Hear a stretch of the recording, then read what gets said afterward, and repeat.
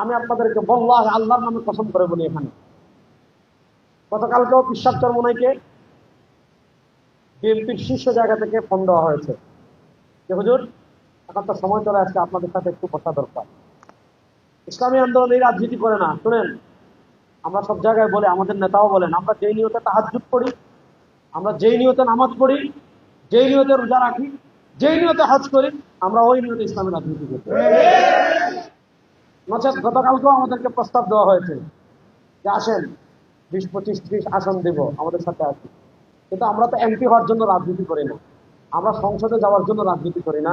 আমরা সংসদে যাব ঠিক, কিন্তু সংসদে যাব আল্লাহ কোরআনের প্রতিনিধি হয়ে, ইসলাম পন্থার প্রতিনিধি হয়ে, ওই বাঙালি জাতীয়তাবাদ ধর্ম নিরপেক্ষতার প্রতিনিধি হয়ে আমরা সংসদে যাব। আমাদের অবস্থান ক্লিয়ার। যদি আমরা একজনও না যাই, আমরা যদি না পারি, আমাদের পরবর্তী প্রজন্ম ইনশাআল্লাহ তারা যাবে। তারা যদি না পারে, তাদের পরবর্তী প্রজন্ম যাবে ইনশাআল্লাহ। কিন্তু আমরা ভিত্তিপ্রস্তর সূচনা করে গিয়েছেন সেই ফজল করিম নবরুল্লাহ মারকাদাহুম, এই মিশন এগিয়ে যাচ্ছে, আগামী তো আরো এগিয়ে যাবে ইনশাআল্লাহ। এজন্য 2024-এর বিপ্লবের পর আমাদের সামনে এই সুযোগটা এসেছে। বাংলাদেশের এই যে দুইটা মৌলিক সিস্টেম, যে বাঙালি জাতীয়তাবাদের নামে ভারতীয় বয়ান আর ধর্মনিরপেক্ষতার নামে কাঠামোগত ইসলাম বিদ্বেষ, এটাকে যদি আপনি বাংলাদেশে বন্ধ করতে চান, এটা যদি বাংলাদেশে আপনি থামিয়ে দিতে চান, তাহলে আপনাকে কি করতে হবে?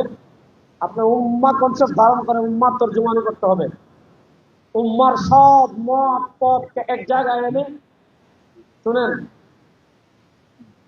যারা ইসমতে আম্বিয়া মানে না, যারা সাহাবা একরামকে সত্যের মাপকাঠি মানে না, যারা ইলাহ রাব দ্বীন ইবাদত এগুলো বিকৃত হয়ে গিয়েছে, এগুলো যারা বিশ্বাস করে, তাদের সাথে আমাদের আকীদাগত দ্বন্দ্ব আছে, কিয়ামত পর্যন্ত থাকবে ইনশাআল্লাহ।